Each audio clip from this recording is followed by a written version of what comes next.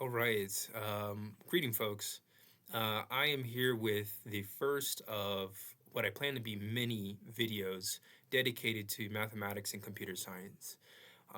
My general approach to studying mathematics and computer science has the objective to apply it to something like cloud dynamics, to apply it to something that I'm passionate about, and to basically explore a new field of science and find a way to use these tools as effectively as possible.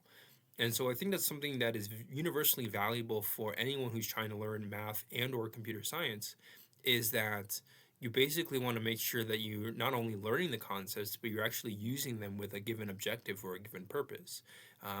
Personally, I find it sort of bizarre to learn something for the sake of learning it. I think it's more useful to learn something for the sake of applying it and to use it in a meaningful way with a specific objective in mind. You know, and this is analogous to like working with like something physical, right? If you're building a house, for example, you don't learn how to cut wood or you don't learn how to use nails just because they're fun to do, although you could. You're learning how to cut wood and you're learning how to work with nails because you intend to build something with that. You intend to build a structure with that. And I think a similar analogy when it comes to using mathematics and or computer science, we're learning these tools with the intention of building a structure. And in this case, it's a kind of a abstract structure, or in the case of computer science, it is a software structure. And I think that's the power of computer science is that you're able to build applications, right, which are basically in the cloud. They're not like physically tangible objects, but they are things that are of value to our society today because we're living in such a technologically driven world today. At least that's more or less the idea or the philosophy, and there's a lot to unpack there. But we can save that for another time. Maybe in the future I do a stream or something like this, and I dedicate my energy towards starting a stream. In fact, I'm thinking maybe I should start a stream for this particular video. I think because for the sake of time, um, I would really love to start a stream. In fact, I think it'd be really interesting to have a live audience. So I think I'm going to go ahead and end the video here and set up a stream instead. Right. I think for the sake of time, I've decided that I won't go ahead and start a live stream. Probably because the channel is really early on, and it's going to take time for me to build an audience. So I think in the future, I do intend to start streaming my work. I think that's a really valuable goal. I'm a big passionate person about teaching. I think there's a lot of value in teaching. And so I would love to teach cloud dynamics. I think that's one of those tasks in my life that I am called to do. But it's a long road ahead. I have a lot to learn. And so what we're going to do in this video is we're going to dive into basically where I've left off in my journey to learn mathematics and computer science. And the original point that I was trying to make, one of the points I want to make, is that I really do think when it comes to building a foundation in computer science, at least my approach is to find as many parallels or paradigms, perhaps. I think the word is parallels to mathematics, and to use both and leverage both because they both of them have a lot of common ground. And I think the more I can explore that common ground and understand the syntax that both use, because they do use slightly different syntaxes, they both have a slightly different historical development, but there's a lot of overlap between the two fields. And I think what I'm essentially exploring, at least at the present moment, is logic and trying to understand the world of logic and trying to see it from a mathematical perspective, but also seeing it from a computer scientific perspective and find the common ground. And the idea being that we can use this logic and apply this logic to then something like cloud dynamics and build from the ground up some sort of methodology to modeling history. Because the thing about history is that it's a vast ocean of information. There's so many ways to approach history, right? There's so many different ways to approach. There's a lot of creative freedom here. And so I think in the long term, it's easier if we um, basically build some kind of logical structure to modeling it, essentially. That's the idea. Okay, so with that as set aside, what's the first area that I want to focus on? Well, I am talking to ChatGPT, and what I have presented here are some logical operators, right? And I can Google search logical operators and see if I can pull out maybe a table. I could also ask ChatGPT that. I think actually is a great question for ChatGPT. And that's the thing. I mean, nowadays we have software. Um,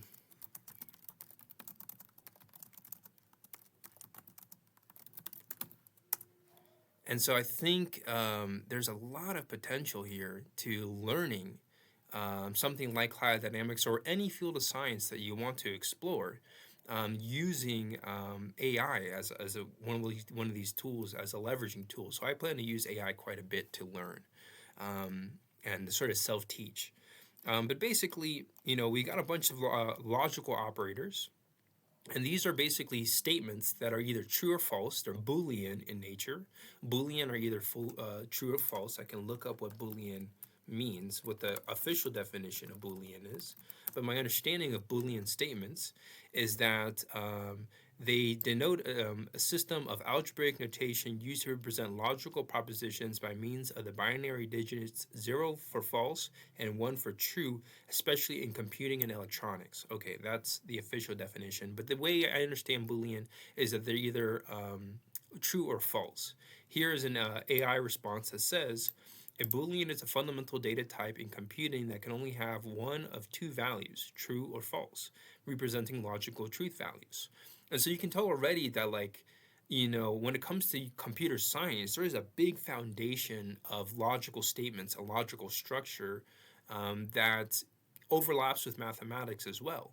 And so I kind of want to explore this space as someone who has limited knowledge in these endeavors. I'm still learning logic myself, and I figured I could share this experience with other people who are right now trying to learn computer science and mathematics and want to apply this knowledge to some field of science that they're working on, right? It could even be just computer science, even going deeper into computer science. But right now, we're focusing on logical operators, right? And so we have logical operators that can basically tell us are ways to kind of add complexity to the logical statements. And so we have an and operator, we have an or operator, we have a not operator. Um, and then we also have these implication statements saying if statement A occurs, then statement B also occurs. And that may not even be the exactly right interpretation. But the point I'm trying to make is that in mathematics, we have these logical operators, right? And I think I will show a little bit how they're used. I feel I'm not going to explain in great detail exactly how everything works, but I think I want to sort of do my best to explain it because I think it's of value. But my advice for anyone who watches this video is that this is going to be slightly more advanced. We're not starting from the ground up. We're not starting from level 0 on logical operators. But my suggestion is that you watch other videos, a little bit more introductory level videos that can better help explain what the logical statements even are that we're trying to explore. For now, I just want to point out that we have and statement, or statement, not statement. We have implication statement, biconditional statement, and I think there's actually several more. But this is what I got from ChatGPT, right? Asking, can you provide a list of logical operators? Maybe what I can do is, can you provide a list of all logical operators and see what we can get? I think that might be a little bit more interesting. Strictly speaking, there is no finite list of all logical operators because new operators can be defined from existing ones, okay? However, there is a well-established and complete set of standard logical operators used across propositional logic, predicate logic, mathematics, computer science, and digital logic. Okay. So the main ones are this and or. Those are like by far the two most common ones. There's also not. And then there's other ones as well. There's an exclusive, there's an implication. If A, then B. If statement A, then statement B. Presuming if statement A is true, then statement B would be true. That's my understanding. Approaching it as logically as possible. Biconditional equivalence says A if and only B, meaning that um, A is true if and only B is true, and vice versa. B is true if and only A is true. And then, of course, we have the not statement, which is indicated by this symbol. Sometimes it's indicated by a squiggly line, but it's basically the opposite of that, right? So if A is a true statement, then not A would be a false statement, right? And this is very applicable in computer science when we're dealing with conditional statements, which basically in computer science are if-else statements. If this, then that. And let me see if I can pull up an example that might be a little bit more clear. I actually don't have any if statements in this code that I'm working on. This is right now building a chessboard, which I think is a good place to explore logic and to like learn computer science, is building a computer science project. But I actually don't have any conditional statements. But I guess what I could do is just start a new text file. Or I kind of want to start a new file. We'll call it a JavaScript file.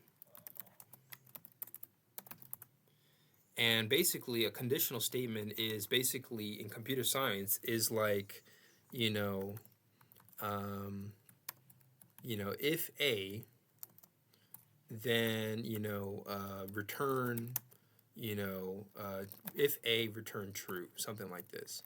And basically, right now, this is a syntax thing. But basically, no, I can say if A equals true, return true. And then you can do else or else if.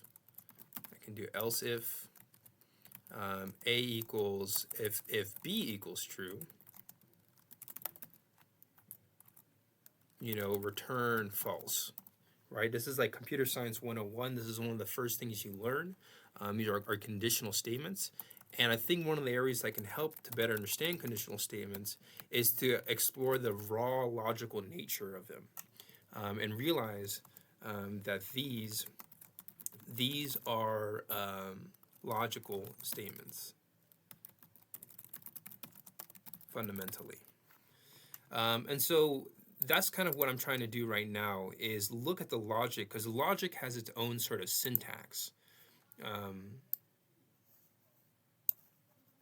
Logic has its own syntax. And so there's definitely a lot that goes into the structure of this logic.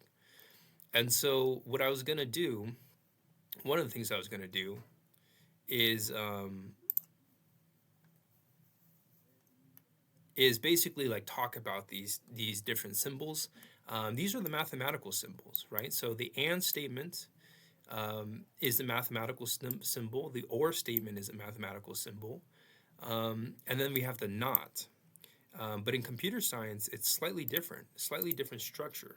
So I can say if A is true and B is true, instead of using that like kind of upside down V, right, I can use and double brackets in JavaScript. I'm going to work with JavaScript because that's the computer language that I'm focused on. Likewise, if I want to work on the or symbol, I can say if A is true or, I'll use these two vertical lines to represent or, which is going to be this symbol here, which is upside down, or it looks like a V basically. And then likewise, we can add one more, else if, and I can say if A is not true, you represent it with this exclamation mark, and B is not true,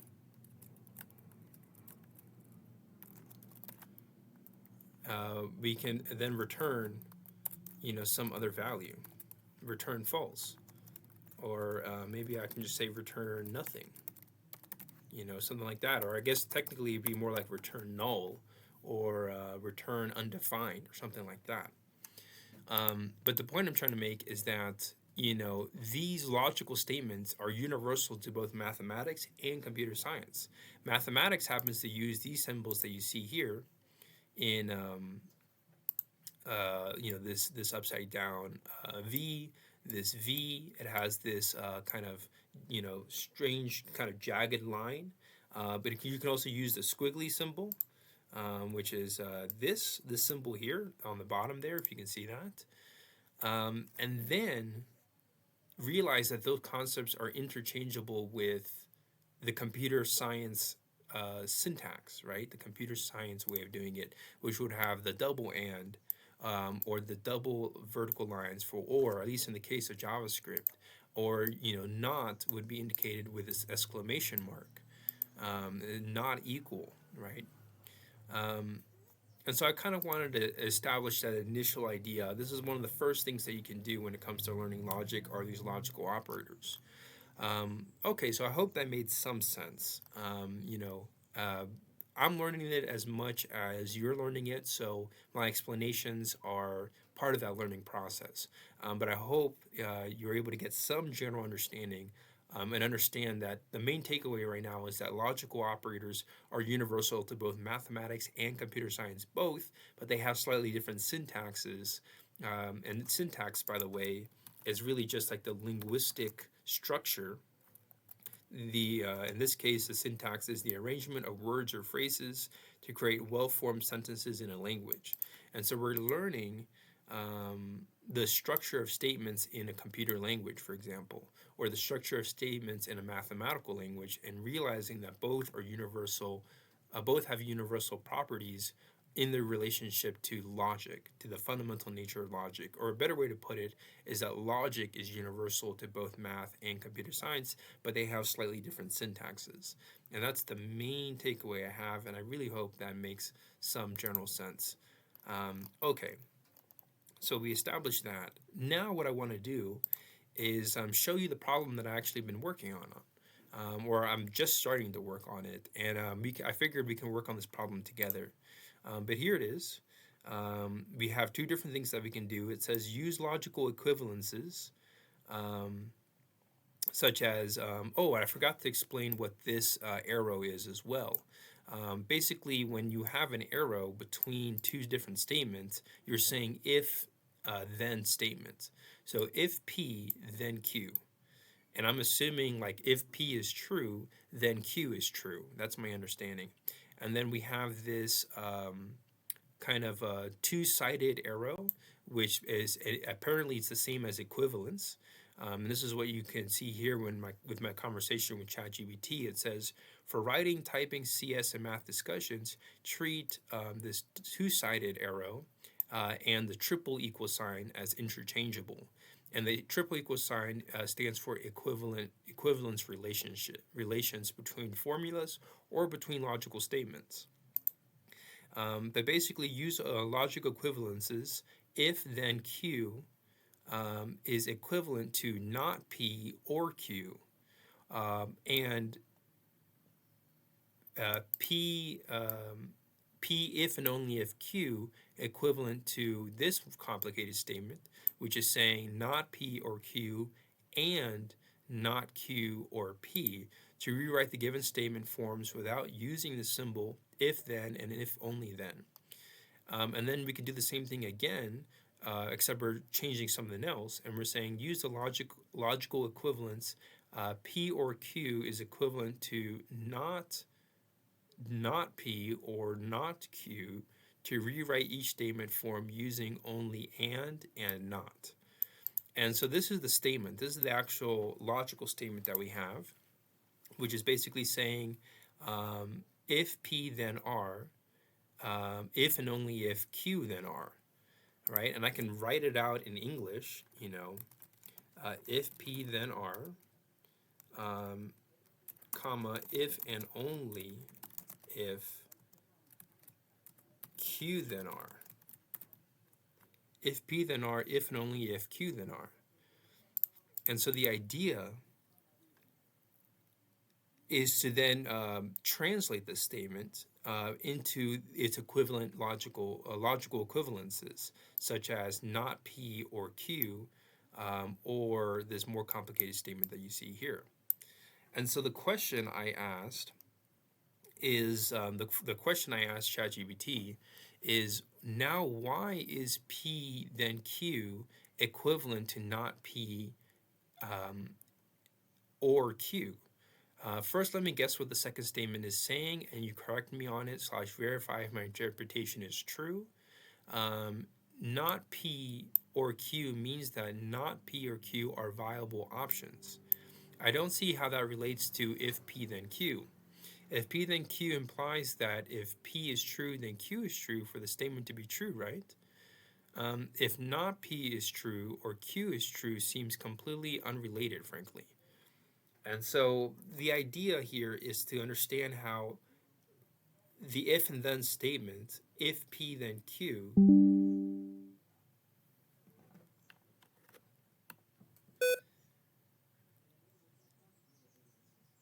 relates to this other logical statement, which is saying not P or Q.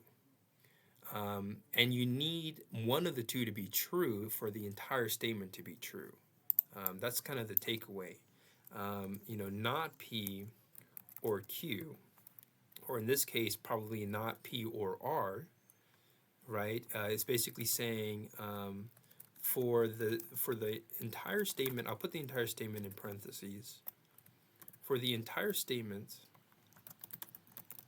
to be true,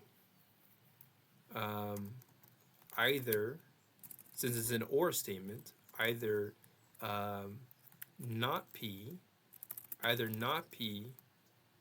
must be true.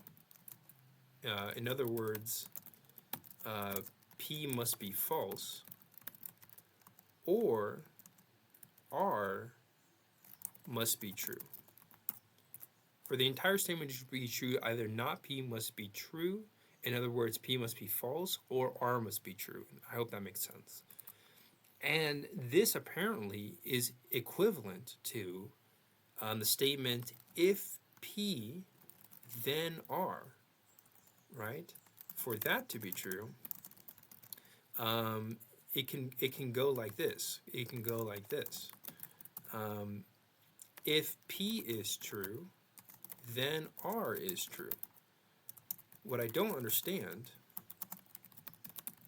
is how statement 1, which I'll put 1 here, and statement 2 is how statement 1 and statement 2 are logically equivalent.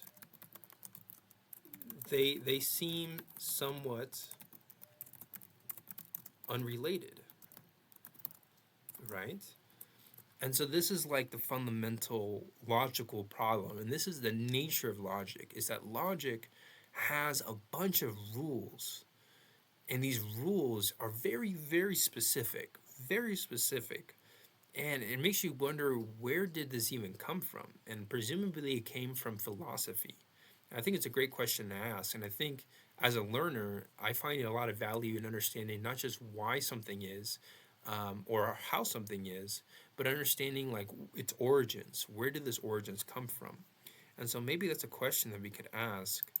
I could ask, ChatGPT is, what are the origins of logic?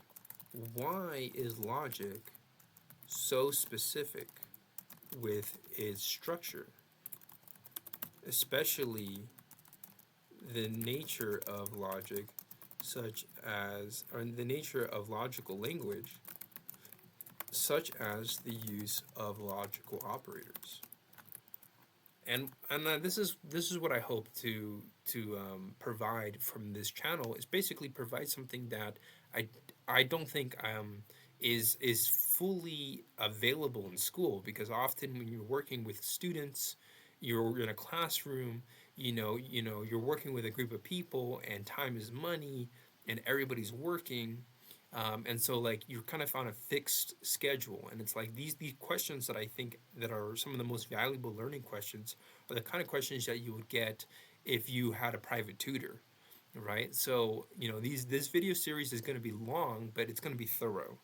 And so, if you do make it through a video like this, first of all, salute to you and your ability to focus and understand my my best attempt to explain logic. But I also hope that we're able to address areas of learning that you may not be able to find in other areas of education, basically, these days in Western civilization, essentially. Um, and, there's something else to say on this, um, and I don't even know exactly what it is. But let's, for the sake of time, let's just keep the flow state going, and try to see what ChatGPT has to say about this question. A very specific question, kind of slightly unrelated. It's a slightly more abstract question, but it's a question to help understand the origins of why are we learning this logic. What's the purpose? What's the objective? And so here it is. It says, this is a deep question touching philosophy, history, cognition, and language. And this is exactly why I think it's so important that we're exploring the logic, the language of logic, because it has immense application to not just mathematics and computer science, but even history. And so here we go.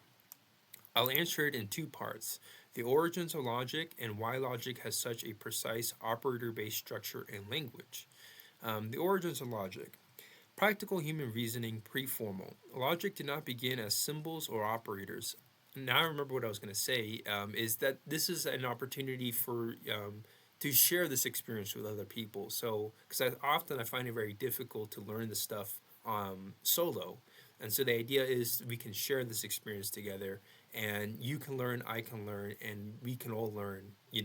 This like fundamental part of, like, dare I say, the universe or God or something like this, and we can learn it together. So I wanted to say that. Okay, with that aside, let's jump in. The origins of logic. Practical human reasoning pre-formal. Logic did not begin as symbols or operators. It arose from practical reasoning needs, deciding what actions led to survival, drawing conclusions from patterns. If it rains, the ground gets wet, resolving disputes and arguments. The kind of reasoning existed long before writing. Fascinating. Formalization in ancient philosophy, and this is, yeah, the origins seem to come from the Greeks. Aristotle is the first the first to systematically formalize logic. His syllogistic logic focused on categories, predicates, valid forms of argument. And what is syllogistic? Let's look up. Let's see what that means. Syllogistic. Syllogistic means relating or using syllogisms, which is a form of deductive reasoning where a conclusion is drawn from two given premises or statements. Okay. Structure, it involves a major premise, a minor premise, and a conclusion. Interesting that it has two premises. Okay. His syllogistic logic focused on categories, predicates, valid forms of argument. Okay. An example: all humans are mortal. Socrates is human, therefore Socrates is mortal. Fair enough. This was about structure, not content. Other traditions: we have Indian logic, developed rules of inference and debate. Chinese logic explores distinctions and paradoxes. These traditions were more contextual and less symbol heavy, but still rigorous. And then logic becomes mathematical in the 19th century. Fascinating. A major shift occurred when thinkers like George Boole, Boolean, named, that's why Boolean is called Boolean. It's named after George Boole, Gottlob Frege, Peano, Russell, and Whitehead treated logic as a formal system similar to mathematics. Boole showed logic could be expressed algebraically and or not behave like operations. Truth values behave like numbers 0 and 1. This is where logical operators truly crystallized, both in math and in computer science, presumably. So, why logic is so structurally precise? Logic studies form, not meaning. What does that mean? Logic studies form, not meaning. I feel like that doesn't make sense. I think it should have said logic studies form, not mean. But anyways, it says logic deliberately ignores emotion, context, intent, ambiguity. Instead, it asks, if these statements are true, must this conclusion be true? If these statements are true, must this conclusion be true? To do this reliably, logic needs fixed rules, clear structure, unambiguous syntax. Natural language is too messy for that, which is kind of unfortunate because I find that, there should be kind of a pragmatic or sort of practical usage of a language to form logic. But as I'm starting to learn, it's actually logic has its own language and it kind of follows its own sort of syntax and diction as different from a formal language like a Latin language like English or Spanish or any other human language for that matter. But I think the power of human languages, is that all of them have the means to be logical. They have enough space in there, enough syntax in there to be logical. So I would think that there is a practical way to use, a language like the English language, which is what I'm speaking now, as a way to structure your logic. And I think they should be kind of one and the same. That's kind of my intuitive approach, is to believe that any human language has an inherent logic to it. And maybe this logic is not the same logic as the universal logic that we're seeing here, but it should be. I would think that it should be, and that's what allowed it to succeed in the first place. Is that it inherently had a logical structure, and so that's kind of like the rational approach, and that's what we're doing here. We're learning how to be rational, and I think it's a really powerful tool both in math and in computer science, and it's gonna and really to anything in scientific for that matter. Um, but my intuition tells me I would presume that the human language, the reason why every language succeeded is because it inherently followed some kind of rational structure, or some, if not rational, certainly reasonable. And there's a difference between rationality and reasonability, because reasonable is a little bit more focused on like things like human emotion and things like this. Okay, so let's continue. Um, Now, natural language is too messy for that. Okay. Why logical operators exist? Logical operators arise because human reasoning repeatedly relies on small numbers of invariant relationships. So, human thought pattern, combined conditions, logical operator is and. Allow alternatives, we use the logical operator or. Deny or reverse, we use the logical operator not. Conditional reasoning, if there's a condition, if condition, then conclusion. Mutual dependence, if and only if, that's what this stands for. This is a mathematical symbol, but it's if and only if, which basically is an if then statement going both ways. These are not arbitrary, they reflect stable patterns in reasoning and reality, perhaps. Interesting. Just to be clear, let's look up what arbitrary means. It's not abstract. Arbitrary means based on random choice or personal whim rather than any reason or system. Of a power or a ruling body unrestrained and autocratic in the use of authority. Huh, still don't know what it means. Um, of a constant or other quantity of unspecified value. Okay, that makes more, the mathematical definition makes more sense to me. Um, Basically meaning it can be anything we want. So a question would be like, to verify this, are all variables arbitrary? No, not all variables are arbitrary. Arbitrary math usually means any element from a set, like a real number. And this is the math that I'm primarily focused on right now, is discrete mathematics. So this is kind of like the first types of math that you start to explore, where you're not really focusing on numbers, but you're focusing on variables. And I think the first math that introduces that is algebra, where you actually have the symbol x representing a any arbitrary number. I mean, that's how I would use the word arbitrary. Um, but I think there's more advanced mathematics beyond algebra, beyond calculus, that begin to use start speaking about variables in more generalized ways, and we kind of start to lean away from numbers and focus on kind of abstract representations of numbers with variables.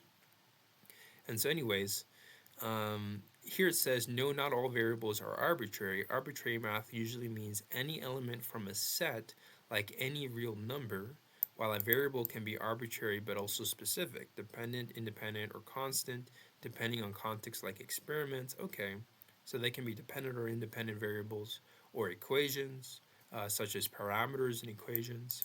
Arbitrary highlights a lack of specific choice, meaning it can stand for anything in its allowed set. E.g., which is, for example, x plus x equals 2x works for any x, not that it's random or chosen whimsically. So arbitrary variable represents any member of a set, okay? And a set, is very similar to an array in computer science, but they're not exactly the same, but they are very similar.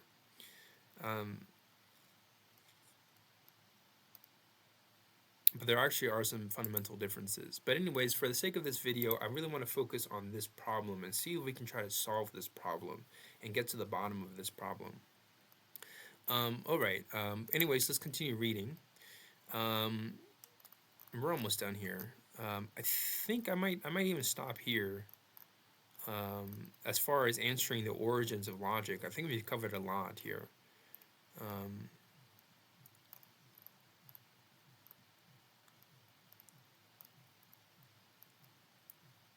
So let's just try to see what else. It's a very long response. Operators reduce complexity. Okay. Why logic is artificial? Okay. It's artificial because ambiguity breaks proofs. Precision allows verification. Machines can process it. Okay. Natural language evolved from social interaction, not truth preservation. Okay. Why logic has this exact structure and not another? Constraints of truth preservation, which is fascinating. I mean, it just seems so strange that logic would work in such a specific way. Bivalency and identity. Alternate logic exists. Alternative logic exists. The structure of logic isn't inevitable, it's chosen based on goals. Interesting. And there may be more than one type of logic, which definitely adds more complexity. Intuitionist logic, no law of excluded middle. Para-consistent logic tolerates contradictions. Fuzzy logic, degrees of truth. Oh my goodness. Model logic, necessity and possibility, is definitely complex. Why logic feels unnaturally precise. It definitely feels somewhat unnatural, doesn't it? Because it is a tool, not a description of everyday thinking, optimized for certainty, not communication, a distillation of reasoning, stripped of everything non-essential. And I think what I might do here is quickly get a beverage, and then come back and then continue the video. But I'll keep it running, as if it was a live stream basically. But the idea is I'm gonna come back and continue the logical process, but I do need a bit of a break. So be right back.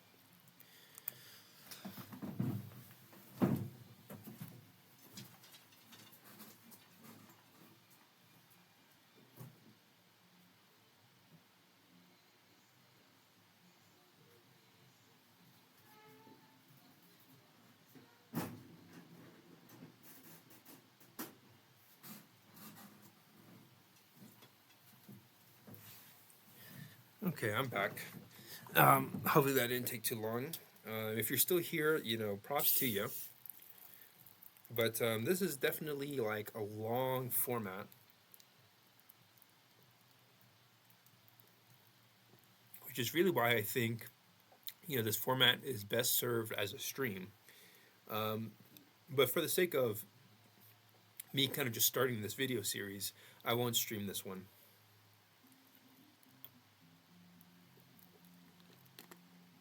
But we still have a lot left to do, which is trying to figure out this particular statement and try to understand it. We definitely went down the rabbit hole here in trying to make sense of the origins of logic. Speaking of which, why logic feels unnaturally precise because it is a tool, not a description of everyday thinking. It is optimized for certainty. A distillation of reasoning stripped of everything non-essential. But to me, it's very strange. And then I think finally, here's the deeper philosophical answer. Logic sits at a crossroads between the structure of thought, language, and reality. And I really do wonder if that's true or not. Philosophers still debate, is logic discovered or invented, right? Same can be said about mathematics. And for that matter, it seems like, what about computer science, right? Which is simply like the study of algorithms in a sense. Are logical operators a reflection of reality or constraints of cognition? Excellent question. And I personally would argue it's a constraint of cognition, the way our minds work, more so than a reflection of reality itself. Because you hear about like the advances in physics, right? And the way reality is simulated, or the history of astronomy and like cosmology and all these things, the mysteries of black holes, so on and so forth, right? String theory, the list goes on, and I really don't think, it doesn't seem to me to be the case that logical operators reflect reality necessarily. Maybe they reflect some aspect of reality, but I would say they're more about constraints of cognition. And what I really don't know is exactly how logical our physics, are like theoretical physics, right? And that's a question that we could ask. In short, originates from human reasoning, formalized to remove ambiguity. Its structures arise from recurring patterns in inference. Logical operators exist because they're minimal, universal building blocks. Precision is necessary to preserve truth across all contexts. This is especially true for computer systems and computers, which are basically logical machines. Different goals produce different logical systems. And then it gives us a suggestion. I think I'll do one more question, which is, how logical is theoretical physics? As far as answering the question, is it a reflection of reality, right? Right. This can help clarify if logic is, what was it that it said? It said something about, logic is a reflection of reality. And then I think with that, we can then go back to what we were working on. This is an excellent question, and it gets to the heart of whether logic reflects reality or merely structures our description of it. The short answer is theoretical physics is deeply logical, but reality is not obligated to follow human logic in any naive or classical sense. So how logic is theoretical physics? Logic as the skeleton of physics. Theoretical physics is built on formal logical systems, math, logic, set theory, which may not even be 100% correct. If you watch a YouTube channel like Veritasium, he talks about this, the limitations of set theory. A physical theory is typically axioms, mathematical structures, logical derivations, empirical predictions. But physics is not pure logic. It does not tell you which axioms correspond to nature, whether the premises are true. Those are determined by experiment, not logic. So physics is logic plus mathematics constrained by observation, right? When reality defies classical logic intuition, right? And a great example is quantum mechanics, right? Which to this day is not, I don't think no one can fully explain it logically how it works. And then there's relativity. Does physics ever violate logic? No, but this answer hides a crucial nuance. Physics never violates internal logic, but reality may not obey classical logic globally. So is logic a reflection of reality or of us? This is the key philosophical divide. And we're definitely in the field of philosophy. And also, by the way, if you look at a map of philosophy, you can see that, it covers a lot of territory.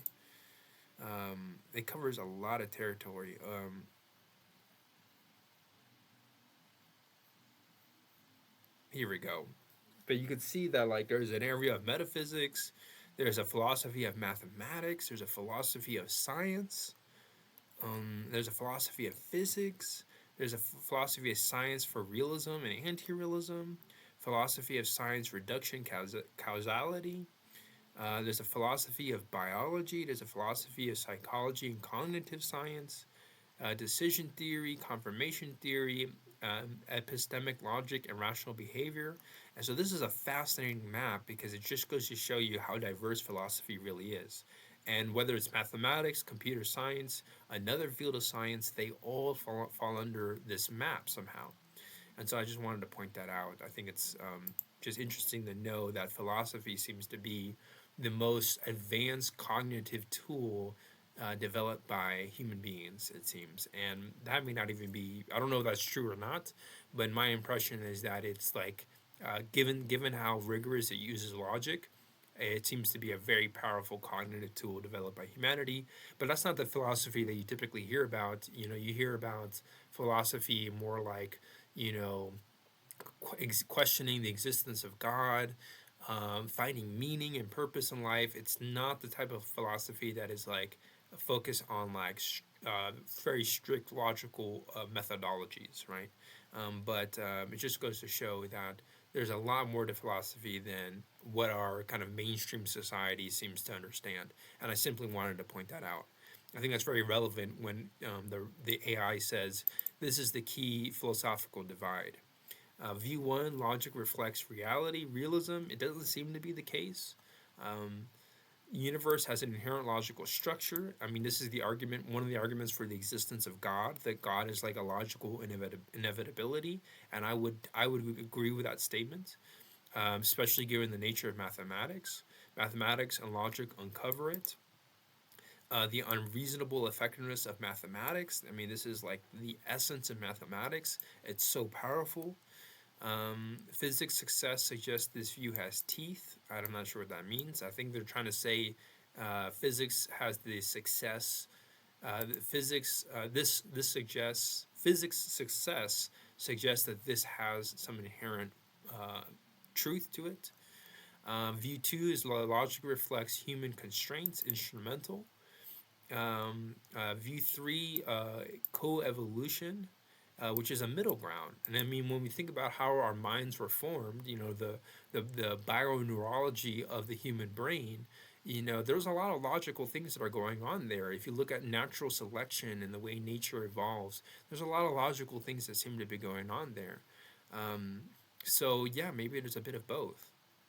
It's a lot to think about, and I don't want to overwhelm myself with these concepts, and I don't want to hopefully overwhelm my audience with these concepts. But for me personally, I find this stuff to be very deep and kind of like almost analogous to trying to stare at God, and it's like, it's a bit overwhelming, frankly.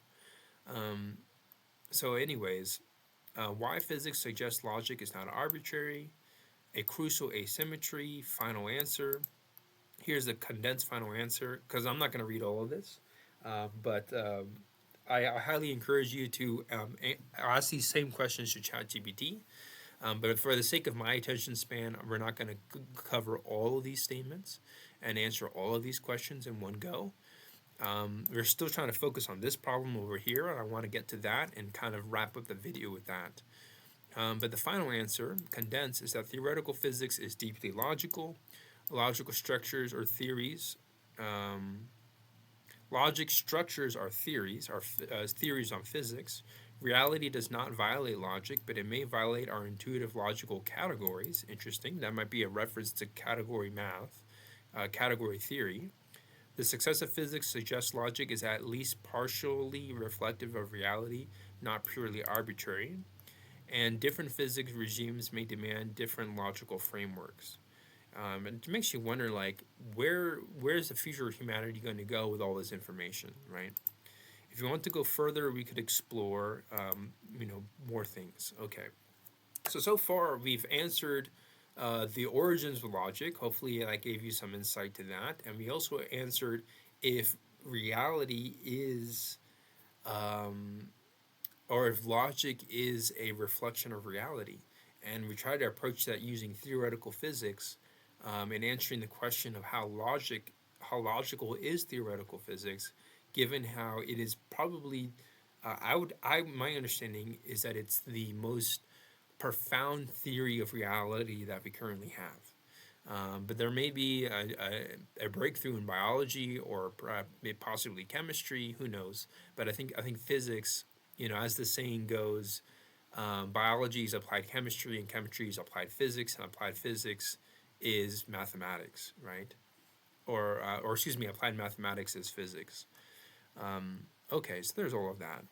Let's get back to this particular problem that we were working on and try to answer this question of seeing the relationship between why this statement, not P or R, and then this statement, P, if P, then R, are somehow the same.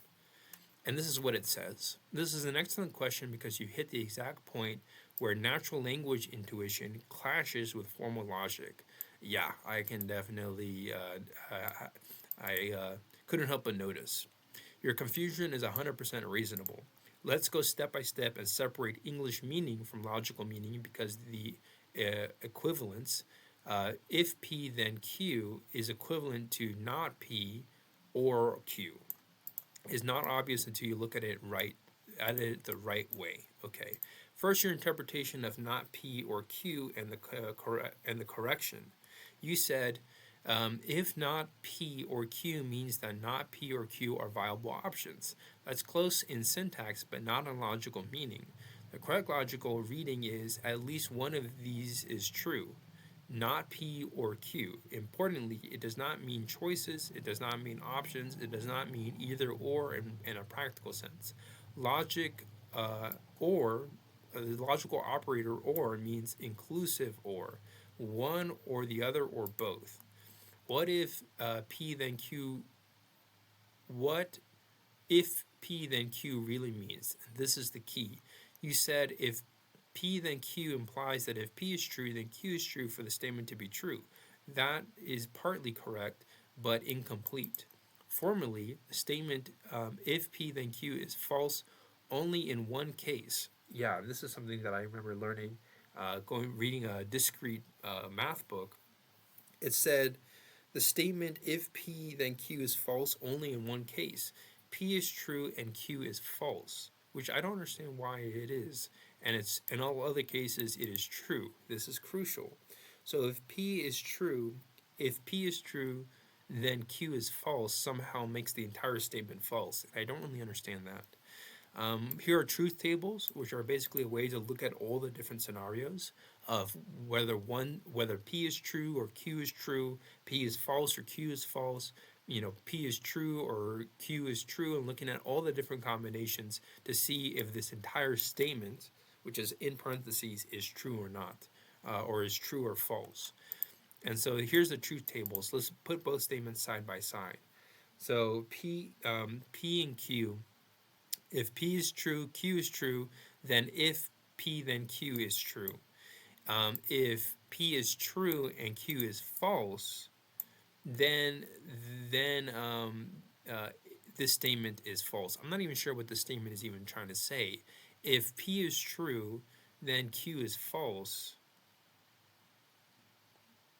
I'm thinking if P is true, then Q is false, makes that entire statement false. It's very strange. Likewise, if P is false, irrelevant to whether Q is true or not, if P is false, both statements, both cases make the statement true. So the only time in which the statement is false is when P is true and Q is false. But for every other combination, it is always true. Now here's the disjunction, not P or Q. And again, they do the same tests with a truth table. If P or Q are true, which therefore not P would be false, then not P or Q would be true, right? Because in this case, Q is true. Likewise, if Q is false, then and P is true, then the statement would be false because both are false. Not P would still be false. Then if P or if P is false but Q is true, then if both Q and not P are true, making it true. And then finally, if P is false, that would make not P true, therefore true. So they're following truth tables, and that's why they are equivalent. The key logical insight, and this makes it click, is what does P, if P then Q forbid? Only this situation. P and not Q. That's it. Now negate that forbidding case. Oh my gosh.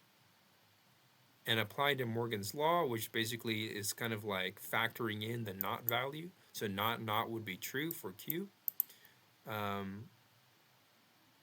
and actually this symbol would switch somehow for some reason. So why this feels unrelated in English. In English, we treat if and then as casual, temporal, meaningful, but logical implication is not casual. The statement, if the moon is cheese, then 2 plus 2 equals 4 is true in logic because the antecedent is false. The implication is therefore true. That feels wrong in English, but exactly why if P then Q is equivalent to not P or Q works. Intuition that actually matches the logic. Read implication this way, either P is false or Q is true. That is precisely not P or Q. So if P is true, Q must be true. If P is false, the statement is automatically satisfied. Okay. The final mental mode, stop reading implication as if then in English. Instead read P, if P then Q as not P or Q. This avoids every confusion you're having. Bottom line, your intuition is good. It's just English is misleading you, okay? Logical implications is a constraint, not a process. If P then Q forbids exactly one case. So that's my follow-up question. Once you internalize implication forbids P and not Q, this equivalence becomes obvious. So why does P, if P then Q forbid exactly one case? Why is it that if P is true but Q is false, then the entire statement is false? And let's see what it says. This is the right question to ask. At this point, you're no longer confused about symbols, you're questioning the definition itself, which is exactly where understanding locks in. The shorter answer is because that is how implication is defined in classical logic, and it is the only definition that makes implication behave consistently with reasoning. But that's not satisfying yet, so let's justify it properly. What implication is supposed to capture? The logical connective arrow is meant to formalize conditional guarantees. Whenever P holds, Q must hold. That is the core idea, nothing more, nothing less. That's what I would think. In which situation does this guarantee fail? Only when P does hold and Q does not hold. That is P and not Q. In every other case, the guarantee is not violated. Case by case reasoning.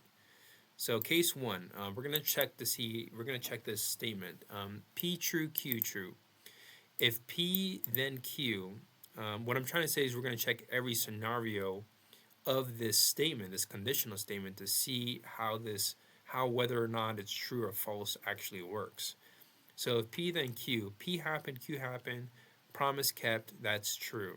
Case two, P true, Q equals false. This is the one where it's false. P happened, Q didn't happen, promise broken, therefore false. Case three, and I think this is where my confusion is. P false, Q true. P did not happen, no promise was invoked. P didn't happen, so the promise never even occurred. So no promise violated. Interesting.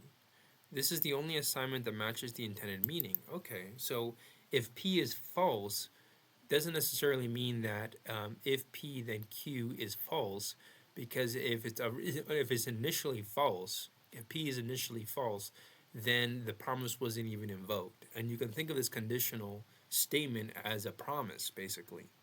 And I think that's where my confusion lies. This is the key logical constraint. If we made any of the P is false cases false, we would be asserting P must be true from the implication for the implication to be true. Huh? Let's read that again. Why must the other cases be true? If we made any of the P is false cases false, we would be asserting P must be true for the implication to be true. I don't understand how that is. But the implication is not about asserting P, it's about restricting what happens if P holds. Okay. In logic, P, if P then Q does not claim P, um, if P then Q does not claim Q, it only restricts their relationship. Why there's no alternative definition? Suppose we try to make if P then Q false when P is false. Then from if P then Q and P being false, we could conclude anything. Yeah, I guess so. Implications will no longer support valid inference patterns like modus ponens. I don't know what that is. Let's look it up.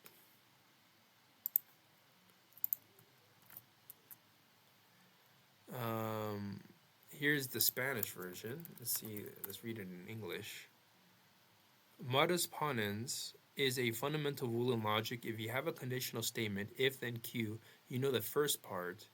P, the antecedent, is true. You can validly conclude the second part. In simple English, if A leads to B and A happens, then B happens. But if A never happens, if A is false, then there's nothing we can say about B, and therefore the statement still can basically be true. That's my understanding. Very strange. Very strange. The deeper reasoning implication equals set containment. This is the cleanest justification. Okay, now they're working with sets. All right. Here's the final takeaway. So if P then Q is false exactly when P is true and Q is false, because that is the only situation where conditional guarantee is violated. All other cases do not violate the guarantee, so they must be true.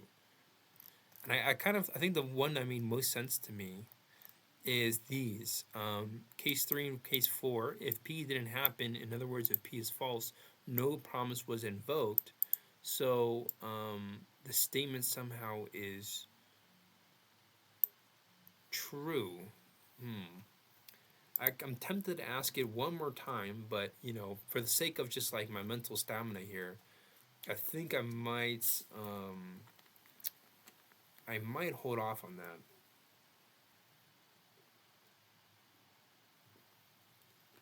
But hopefully this is adding some clarity, or probably adding more confusion, who knows. But anyways, let's go back to this problem. I think for the sake of time, we're going to move on, because I'm not going to be able to understand this all in one go. It doesn't seem like however much my brain, my atomic structure of my brain is built on logic, I myself may not understand it in the most logical way. So I'm not sure what implications or what implications are being said there. If I can't understand logic, so yeah, I mean that's kind of a mess. If I don't fully understand logic, if I don't fully understand logic is true, then am I logical? Then I am illogical. Right? If I don't fully understand logic, then I am illogical. Is this statement true or false? I don't fully understand logic, I would say is true. And then I am illogical. I don't know if it's true or false. So I actually can't tell you if the statement is true or false. So anyways, getting ahead of myself. Try not to be too hard on myself here. But I think that's part of the learning process. If there's anything I can say, takeaway here is that for whatever reason, logic is not the most intuitive thing, and I think maybe that's what we can wrap up. I will ask briefly, why is logic not the most intuitive concept to learn? Very briefly, let's see what it says. Um, Logic is unintuitive because it strips away context, meaning, and experience, while human intuition evolves to reason with all three. So humans naturally think about stories, probabilities, social causes and cues. These are all very relevant tools when it comes to understanding history at an intuitive level, especially history. But logic instead demands binary distinction, abstract symbols, context-free rules, strict truth preservation.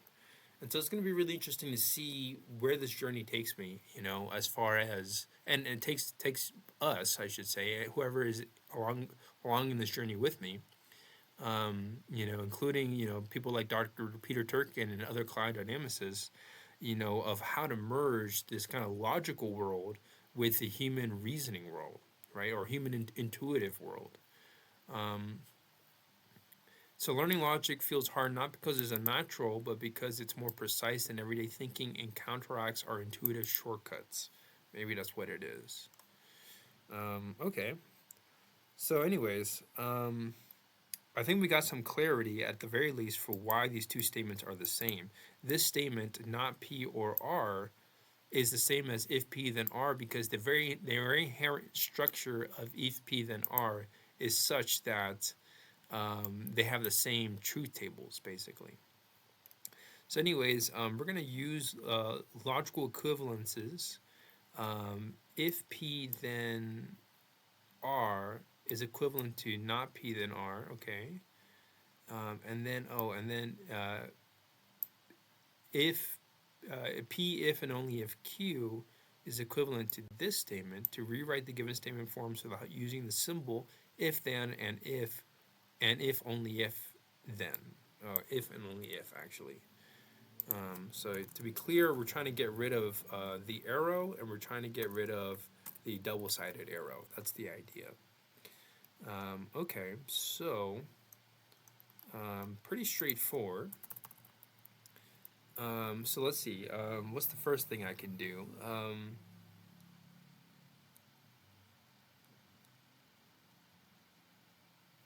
I can grab this structure here, and I'm basically going to substitute P with P then R,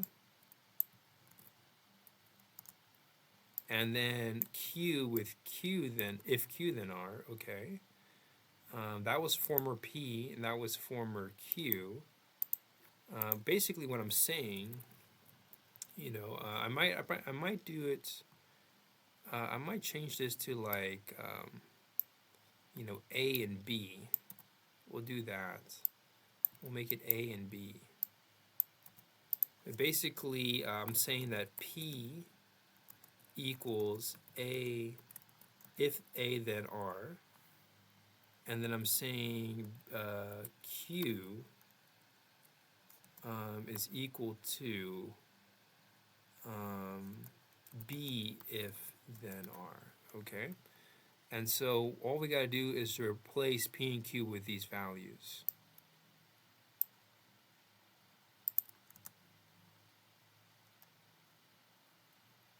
Pretty straightforward. So this is replace that, and then replace this P over here. And then we'll replace Q with B if B then R. Right there. Right there, okay. And now we're definitely simplifying it. We're focusing on this right half of this bigger statement. And then now I want to replace P,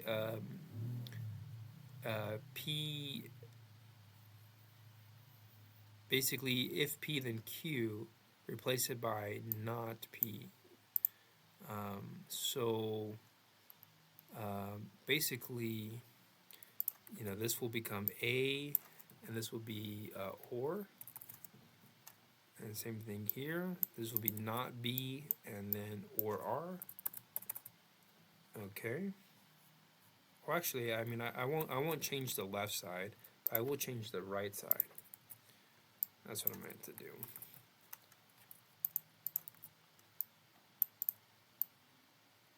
And then this would be like this. And then over here, another replace, like so. And then I keep using exclamation mark. There we go.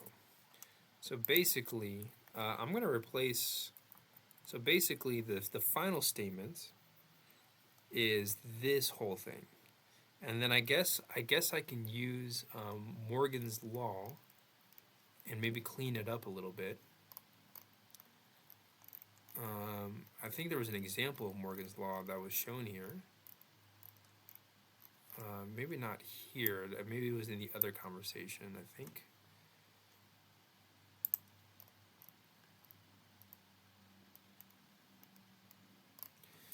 Can you show all the examples of Morgan's law? Excuse me.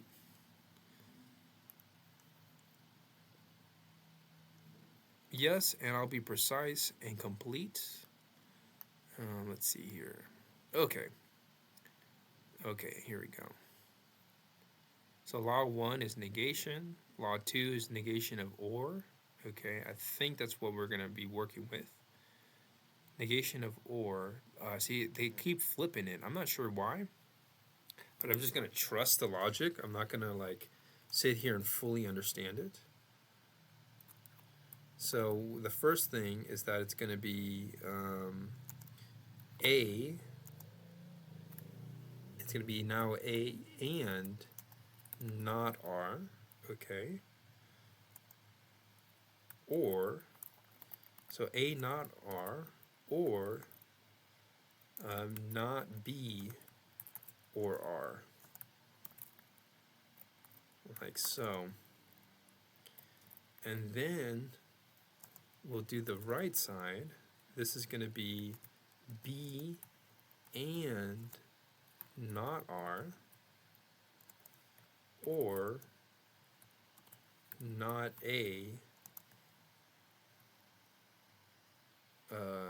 or R. Yeah. Yeah. And presumably, I think we've got to add extra parentheses here to kind of show the order of operation. I think this and in the middle is the final operator there. And the way we could verify this is using a truth table. But I think I'm not going to do that. And